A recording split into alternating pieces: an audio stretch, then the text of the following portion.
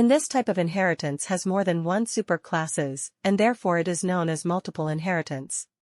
But Java language cannot support this inheritance through class.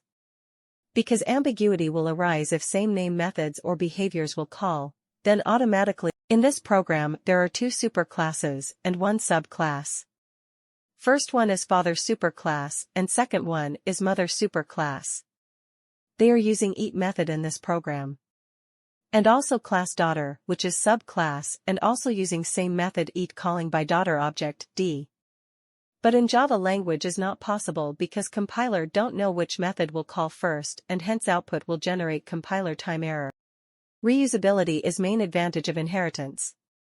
Because inheritance permits a subclass to reuse its superclass's code, it encourages code reusability. Multiple subclasses can inherit the common attributes and methods defined in the superclass, which eliminates the need for duplicate code at the time of software development and mainly help for programmer to save time and efforts also. In inheritance, extensibility is also more important advantage. The hierarchy can be readily expanded by adding new classes without changing the current code.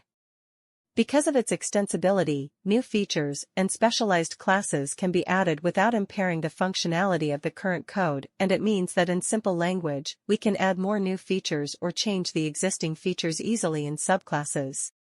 In inheritance, modularity is also an important advantage for a software design purpose.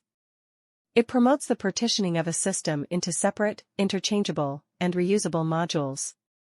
It encourages the structuring of code and aids in handling the complexity of big systems. Inheritance divides the code in parent classes and child classes such as code can write more organized way, which will be help for modular code.